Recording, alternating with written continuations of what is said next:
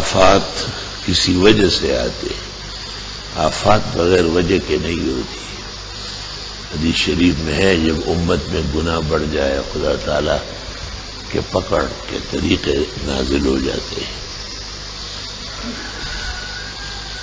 اور بقیامت میں دو بیماریاں کفار پر لگے گی، ایک کوہان اس کی وجہ معلوم ہوگی لیکن علاج نہیں ہوگا، اور دوسری موتان۔ موتان میں بس ویسے ہی لوگ گریں گے، ایک گرے گا آپ اس کو دیکھتے ہی آپ بھی وہی گر جائیں گے۔ کیسے پاک پیغمبر کا علم ہے، کس طرح آگاہ فرمایا امت کو۔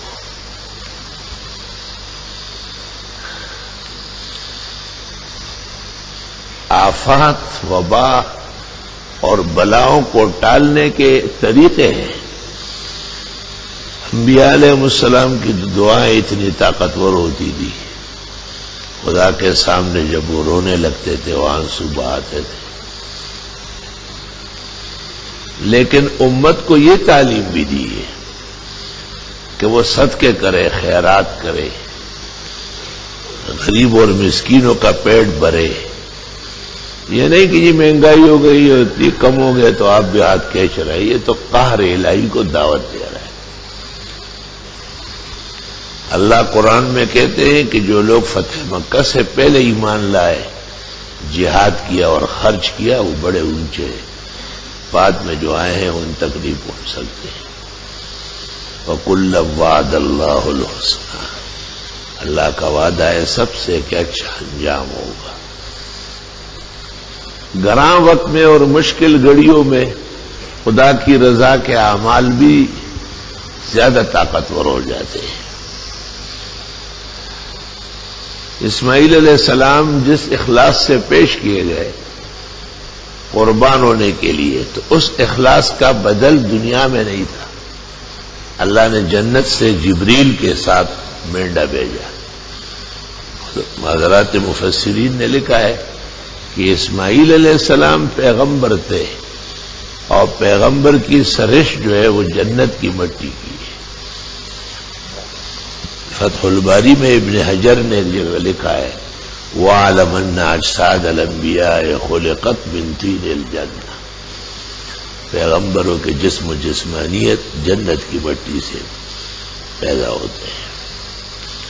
غیر نبی دو آدمی ہیں، ابو بکر و عمر، ان کی مٹی بھی جنت کی ہے۔ سنن ابن ماجہ میں ہے انا و ابو بکر اور عمر خلقنا من طینۃ واحدہ وہکذا نطفا ونبعث یوم القیامۃ انشاءاللہ۔ جس مٹی سے نبی آخر الزمان کی سرش تھے، اس مٹی سے ابو بکر و عمر بھی ہے۔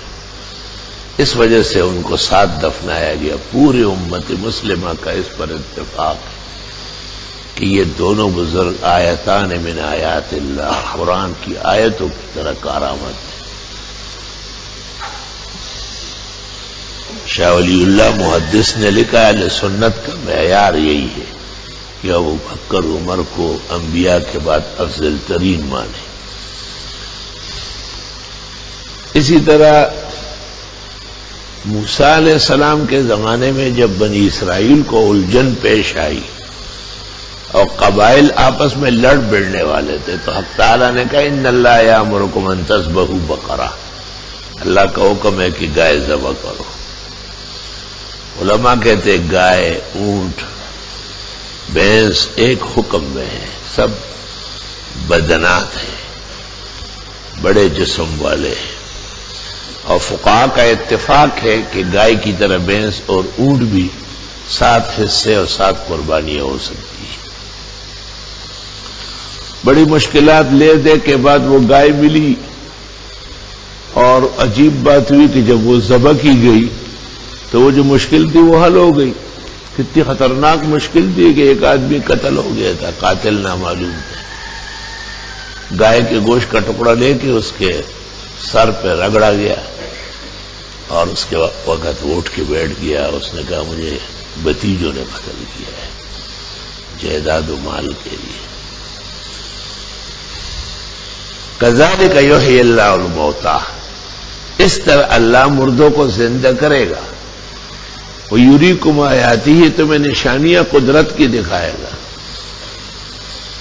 لَعَلَّكُمْ تَعْقِلُونَ تمہیں عقل سے کام لینا چاہیے کہ یہ مشکل جو موسیٰ کے ہوتے ہوئے بنی اسرائیل کو پیش آئی بغیر گائے کے صدقے و خیرات کے نہیں ٹل رہی تھی. اچھی طرح یاد رکھا جائے. وہ ڈاکٹر، وہ تدبیر، سب بکواس. پاکستان و ملک اس کے لپیٹ میں آ رہا ہے. کفار اور حرام خور، کفار اور گندگیاں کھانے والے، یہ نبی آخر الزمان کے بالکل دشمن ہیں، اور دشمنوں کو ایک نہ ایک دن پکڑ کا سامنا کرنا ہوگا. مسلمانوں کے لیے اس میں زیادہ خوف خطر نہیں ہے. ایسے خواہ اپنے سائے سے ڈرنے کی ضرورت نہیں ہے. ڈرے آدمی اللہ سے. ایک سینے میں ایک ڈر ہو، دو نہیں ہو سکتے. جو خدا سے نہیں ڈرے گا وہ ہر چیز سے ڈرے گا، اور جو خدا سے ڈرے گا وہ کسی چیز سے نہیں ڈرے گا. ذالک یخوف اللہ بہ عبادہ یا عبادی فاتقون. اللہ تعالیٰ کو ڈرانا آتا ہے، صحیح طرح ڈر جاؤ ٹائم پہ، ورنہ میں ڈرانے پر آؤں گا تو پھر بال بچے سب جو انہیں کچل جائے گے، ملک کے ملک صاف ہو جائے گا.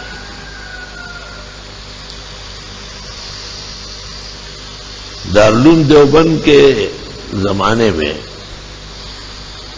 ایک نشانی سامنے آئی تھی، اور وہاں کے مجذوب عالم محدث شیخ الکل فی الکل مولانا محمد یعقوب نانوتوی، جو کبار اولیاء اللہ اغیاث و اقطاب وقت میں سے تھے، اس نے کہا کہ یہ دیوبند کا قصبہ عذاب میں آ جائے گا. لوگ ہر چیز میں سے صدقہ کرے، آٹے میں سے، چینی میں سے، کپڑوں میں سے، پیسوں میں سے، زمین و جائیدادوں میں سے. لوگوں نے زیادہ توجہ نہیں دی ہوگی. وبا پھیل گیا اور 27,000 افراد 10 دن میں دیوبند کے قصبے میں مر گئے.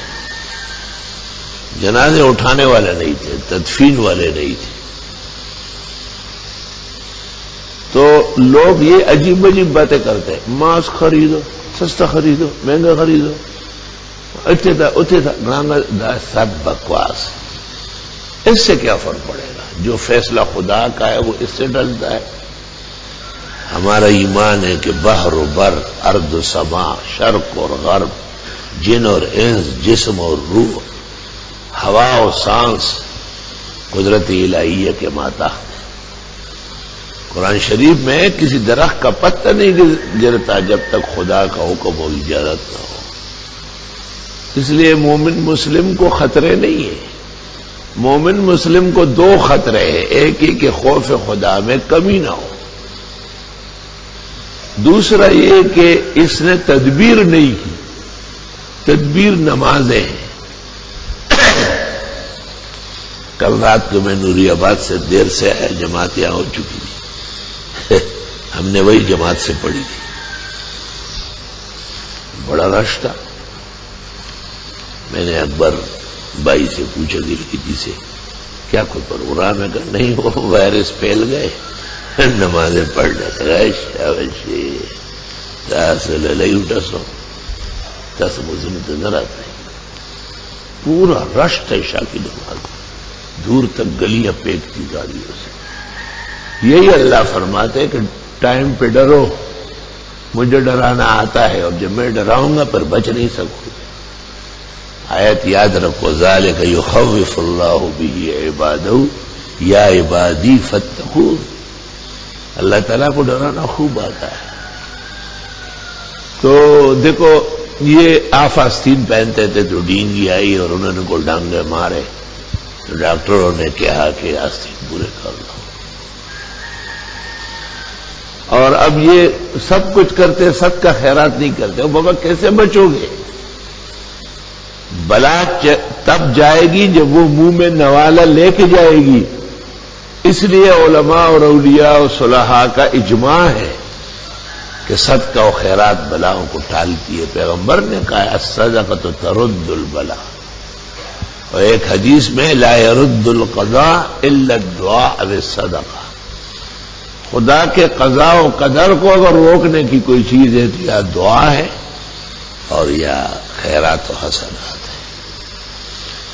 بہت ہی مسلمانوں کے لیے اللہ تعالیٰ نے اچھا پروگرام دیا ہے، اور بہت جلدی وبا ختم ہو جائے گی انشاءاللہ. علماء اولیاء صلحاء دعاؤں میں مشغول ہے. ہمارے نمازی، ہمارے بھائی طالب علم بھی ہر ملک کے میں امن ہو. ہم کسی کی تباہی پر راضی نہیں ہیں سوائے ان ہندوؤں کے جو ہندوستان میں ہمارے مسلمان بھائیوں کا قتل عام کر رہے ہیں، سوائے اس ناکارہ مودی اور اس کے بدماش عملے کے جو کشمیر کو جیل خانہ بنا چکا ہے، سوائے ان گوتھڑوں کے جنہوں نے میانمار میں ہمارے بھائیوں کو، بہنوں کو، بیٹیوں کو، ماؤں کو کشتیاں بروا کے سمندر میں ڈبو دیا. اور آس پاس کے ملک بھی خدا کا خوف کرے اور ڈرے، اور مسلمانوں کے ساتھ خواہ لڑنے کی کوشش نہ کرے. مسلمان خود تو ہوں گے کمزور، ان کا خدا بڑا زورا ہو رہا ہے. اس لیے مسلمانوں کو اپنے اللہ کو راضی رکھنا ہے، اور اللہ کے قضاء و قدر کو کوئی نہیں ٹال سکتا. یمحو اللہ ما یشاء ویثبت وعندہ ام الکتاب. اس کے ذیل میں بڑے اکابر مفسرین نے لکھا ہے کہ یمحو اللہ ما یشاء ویثبت، مٹاتا بھی ہے اور برقرار بھی رکھتا ہے. وعندہ ام الکتاب، تقدیر کے خزائن صرف اس کے پاس. قضاء و قدر کی جلالت اور عظمت اور اختیارات اللہ بزرگ و برتر کے پاس ہے. اس میں کوئی نبی، ولی، کوئی ملک، فرشتہ، کوئی سفلی، علوی، کوئی ارضی، سماوی، کوئی شرقی، غربی، کوئی جن اور انس، نہ سابقین میں سے نہ آخرین میں سے شریک ہے. سب اس کے فضل اور احسان کے محتاج ہیں. اس لیے مسلمان جن کو خدا نے توفیق دی ہے وہ بڑے بڑے صدقات کرے، خیرات کرے، گائے کٹوائے، بھینسیں، بکرے، مینڈے، اونٹ، اور جی جو سستی کرتے وہ نہیں کرتے ان کی طرف سے کٹوائے. یا اللہ یہ تو کم عقل ہے، ان کو تو عقل ہے نہیں، معاف فرمائیے، اپنے عذاب اور پکڑ واپس لے لیجیے. بن کے بندہ جو اسے دل سے صدا دیتا ہے اس کا ہر کام خدا جلد بنا دیتا ہے. کوئی ہو جائے اس کا یا اسے اپنا کر لے، پھر وہ دیکھے کہ کیا وہ لیتا ہے کیا دیتا ہے. اور دین اس کی ہے فقط ایک ذریعہ انسان، دست انسان سے انسان کو خدا دیتا ہے. الحمدللہ رب العالمین. نسألک السلام علیکم.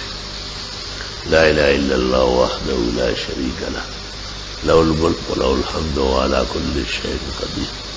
اللہم صل وسلم علی النبی وعلی آلہ واصحابہ وبارک وسلم علیہ. سبحان اللہ وبحمدہ عدد خلقہ ومداد کلماتہ وزنۃ عرشہ ورضواء نفسہ.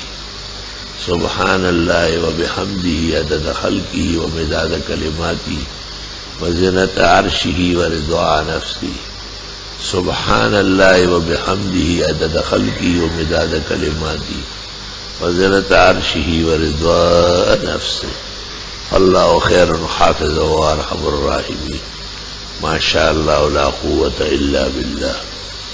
سبحان ربک رب العزۃ عما یصفون وسلام علی المرسلین والحمد للہ رب العالمین. وصلی اللہ تعالی علی خیر خلق محمد وآلہ وصحبہ.